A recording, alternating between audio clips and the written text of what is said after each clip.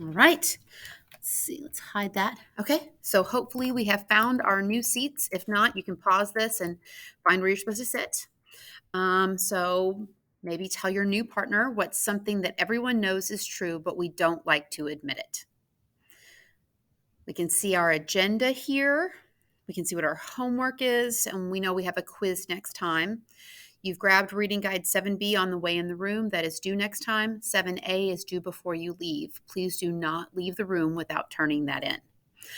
Also, you will need to take out your chapter 15 processing packet if you haven't taken that out already. One cool thing about this video is you can always pause this. All right.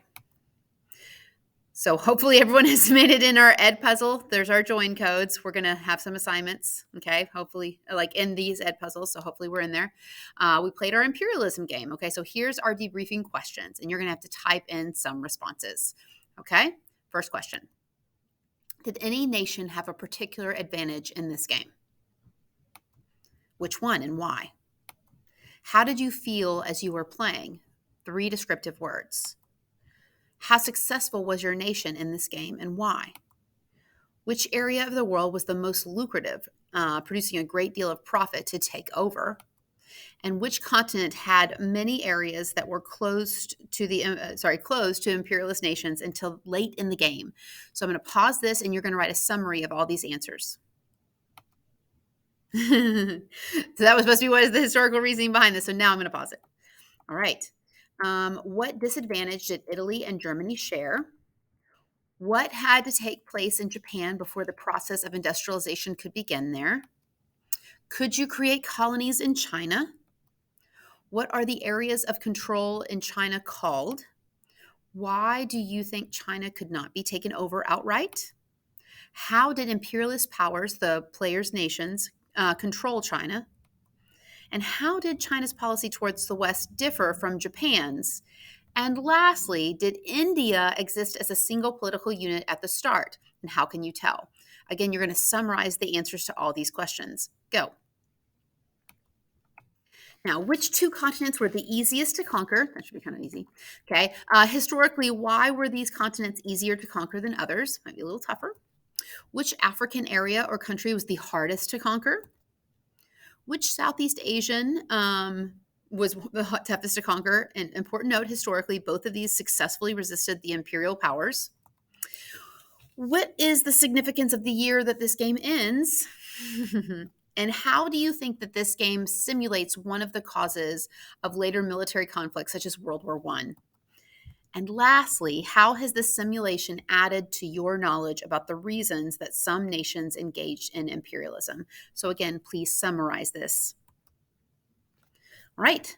So I don't know if we've already answered this, but what's something that everyone knows is true, but we don't like to admit it? I guess this is our new partner discussion because we're in our new groups. So please tell your partner where and when you completed reading guide 7A and how long it took you to complete it. You might have to tap them on the shoulder. And then tell them how you did on the Unit 6 MC and how you felt about the DBQ and which one you received. And just a little announcement, we will not, and we should already know this, but just to reiterate, we will not have a spring final in this class. You get to choose major assessment grades to plug in for your spring final if you can turn in enough completed reading guides and curve packets. So if you haven't been doing those or haven't been saving them, you will probably have to take a final. But if you have, then you can plug in one of these grades. So Unit 5 MC, Unit 6 MC, Unit 7, Unit 8 MC, you can plug that in for a spring final. Or the essays, so the DBQs for Unit 5, Unit 6, Unit 7. Okay, so you can use those as well. Or just your overall grade for MP3 or your overall grade for MP4. So those can be used to replace your spring final if you have all these things done. All right. Now, here we go. Okay, so we're going to have out reading guide 7A. We have out our processing packet for chapter 15. We're going to take these terms and place them here. And here is our cheat sheet. Okay, you can do this on your own or with your partner. 1, 2, 3, go.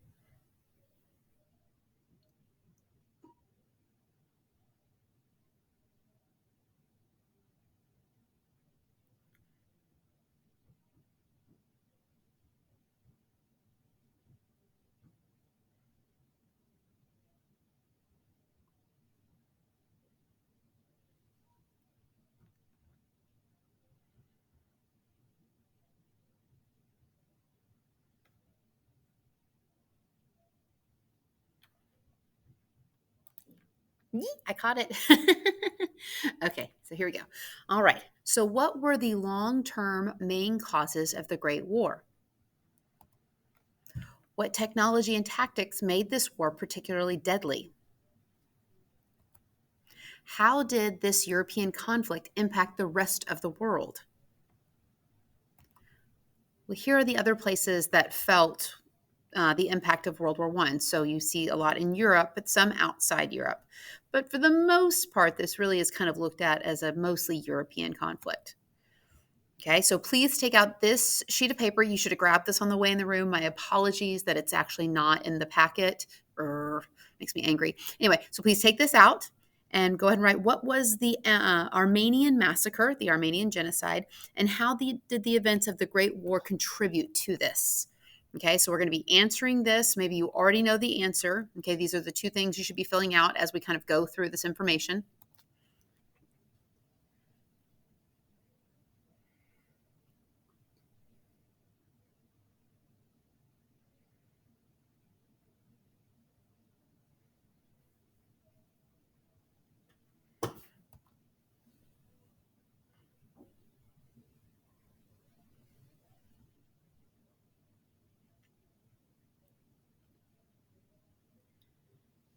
If you remember, this took place in the Ottoman Empire, and they decided to relocate Armenians who had been over here, relocate them over here because they thought that they would work with the Russians or that they were sympathetic to the Russians, which they were.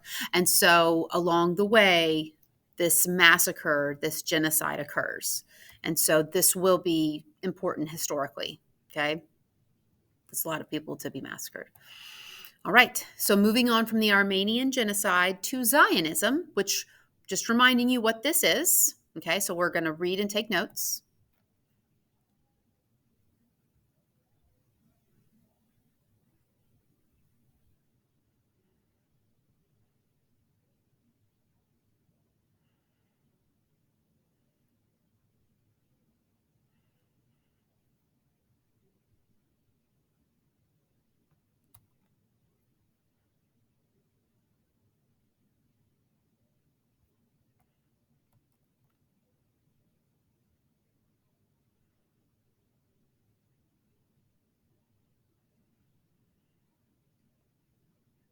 Pretty awful.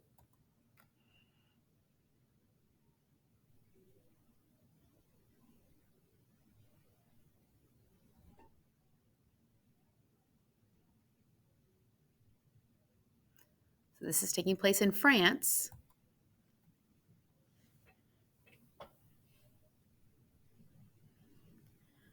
Theodor Herzl is a friend, a peer of Karl Marx, or had been.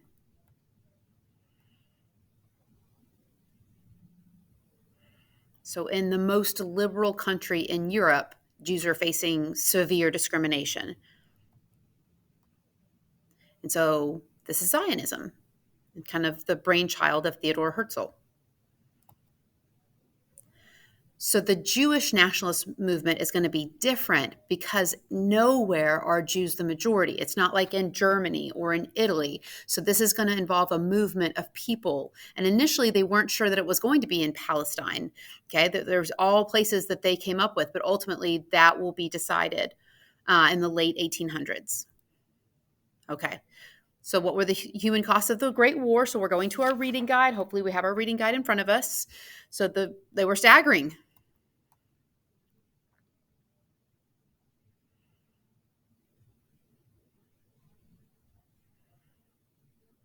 Look at Austria. Look at Russia, France.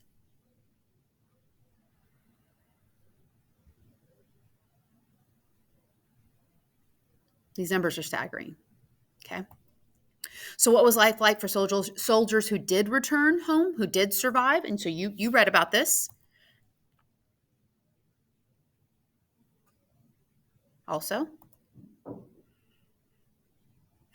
Welcome to France because they need people. Side note, the Great Depression doesn't hit France until much later, until like 1935, because there's not an unemployment issue because there's not enough people, because so many died in World War I. Anyway, Okay. So then there's this other huge thing that happens during World War I, and it's the Spanish flu. So we can kind of see that spike there, which might sound familiar to us, trying to dampen the curve, bring that spike down to a mellow curve. So here's the Spanish influenza, and you're going to watch this video and take notes in this box. This is important. And so these are images from World War I, Spanish flu. So war spreads the disease, and then soldiers bring it home. Okay. Interesting comparison, because I know you were thinking about it. Now, there's something else that happens during this time that's also extremely important. So you're going to watch this video and take notes here. And just to point out, these videos are important. Hopefully you're taking notes, because we do have a quiz next block, and you can use your notes on this quiz. Now, so we kind of have this big area here on this sheet of paper, and we're going to end up taking notes there. But here we go. So in a discussion about revolutions in science and technology, what would have to happen to make using the term revolutions appropriate in the case of science and technology? So think about that. So if we think about like the French Revolution, the American Revolution, these are major revolutions. What would we have to call it a revolution in science and technology? Is the yardstick similar, different? So how are we measuring this? So here's what we're going to do. In just a second, we're going to go through some major changes. And I want you to decide if this should be called a scientific revolution, like right around the turn of the century, right at the beginning of the 1900s.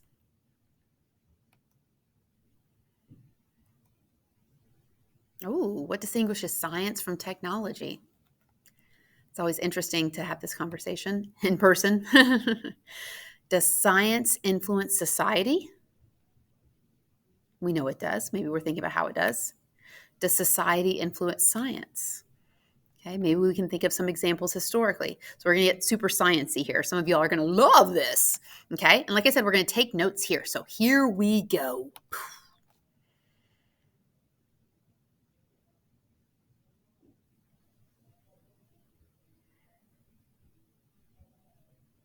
Do you agree with that statement?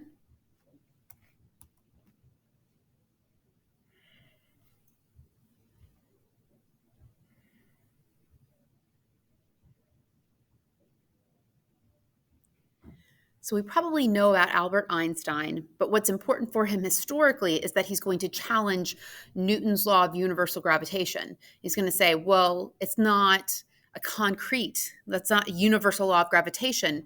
There is relativity. And so he's going to challenge this long held belief. So again, be thinking, is this a revolution in science? All right. Also,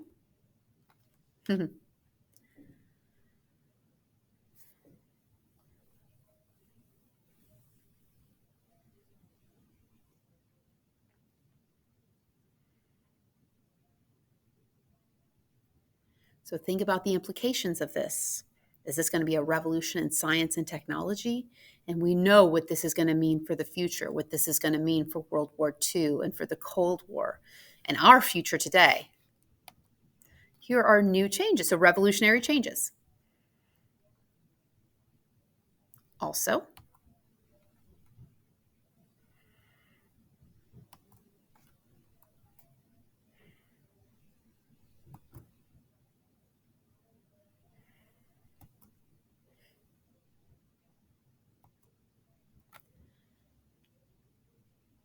okay, so knowing all this, would you call this a revolution in science and technology? Okay. So we have to kind of cover all those things that are going on at the same time. This is such a transformative time period, other than just the Great War. But speaking of the Great War, how does it transform the landscape of Europe? So you read about this. You read about what Europe looked like here. And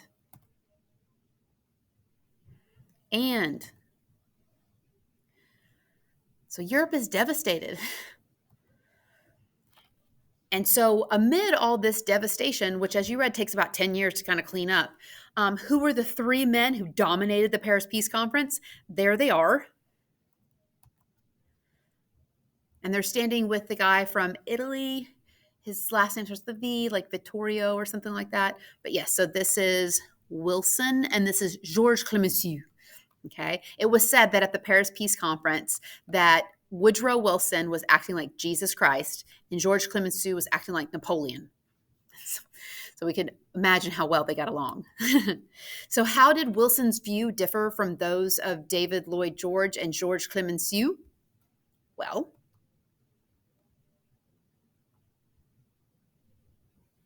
so we read about this. Here's his 14 points. Yes, he is actually the one who coined the term the war to end all wars.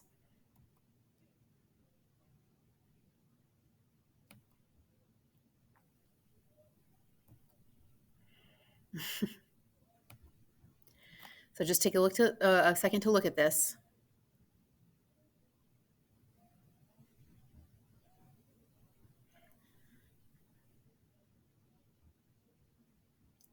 So at the Paris Peace Conference, they will come up with the Treaty of Versailles. They will sign this Treaty of Versailles, this god awful treaty. So the Treaty of Versailles is called the peace to end all peaces. So if that was the war to end all wars, this is the peace to end all peaces. Like there's no way that peace could have been achieved with this document. In fact, it's considered one of the main causes of World War II. Yay! And so I do want you to read from Georges Clemenceau. This is a really interesting reading. This is a letter objections to this document, this peace negotiation. And so these are from the Germans. And the government in place in Germany at this time is called the Weimar Republic, which is going to be important and might be on your quiz in the future. So this Weimar Republic is kind of like this temporary government that's put in place in Germany after World War I. And they are the ones who sign the Treaty of Versailles, but they really have to sign it. There's no way around signing this document. And so they have objections to this. So I would like you to read their objections and then answer this question over here. I'll give you 4 minutes.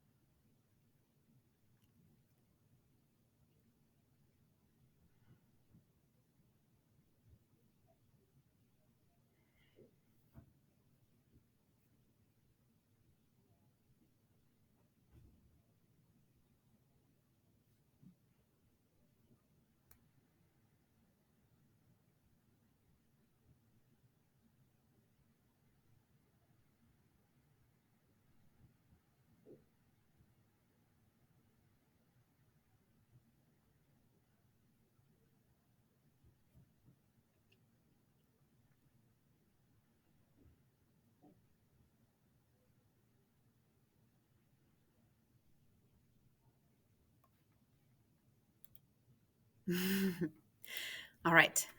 Okay.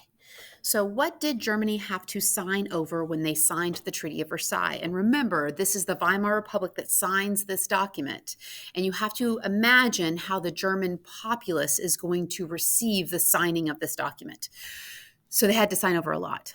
So they lost land. They lost all their colonies, which became mandates or like full-on colonies, basically, of other states. They definitely lost Alsace and Lorraine. You know, France got that back.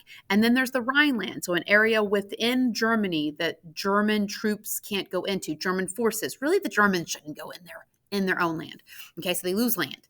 Military restrictions. Basically, they can have a very small military. So basically, their military is kaput. It's done away with. And imagine if you were a German, what the military means to you. I mean, it's part of like your national identity. The idea that you can no longer have a military in most aspects. Imagine what that means to the military, or sorry, to the German psyche and former soldiers. Also, they have to pay war reparations, which you read about. They have to pay everyone what it cost them to fight in the war, which is a lot. And then they have to say that the war was 100% their fault. No one else started this war except for them, which is garbage, total garbage. So here's what the war actually cost.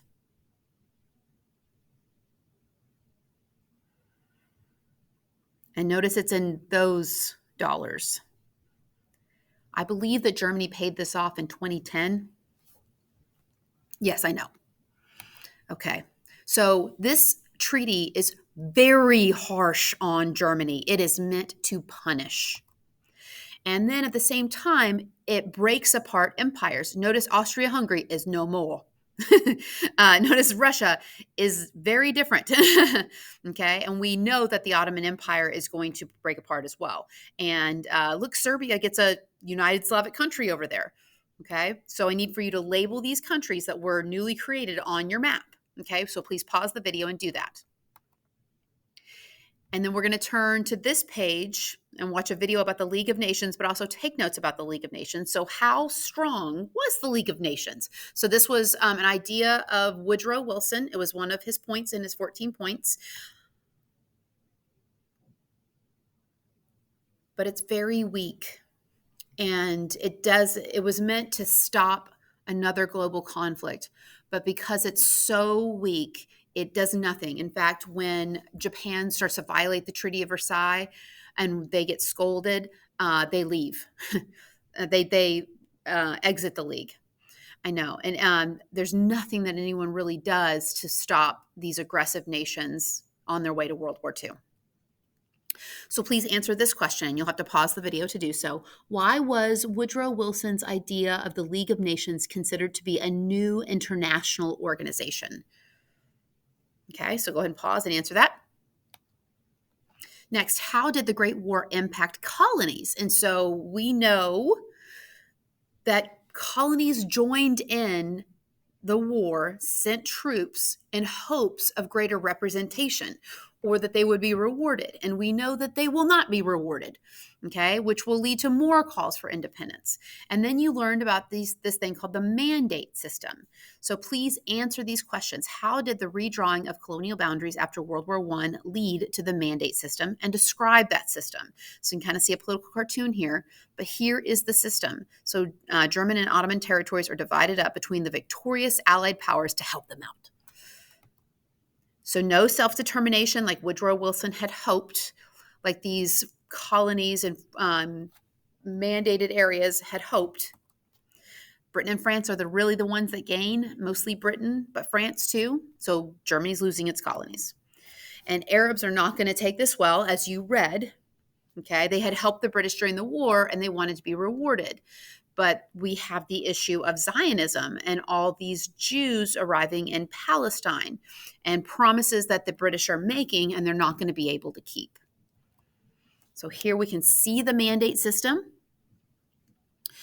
which is more than the Middle East, but really when you think about the mandate system, this is what you think of. So please add these states. So we see Syria, we see Iraq, and we see Palestine. Notice it's part of Jordan at this time, and we see Lebanon. So please label that on your map, as well as we see Saudi Arabia, we see Iran.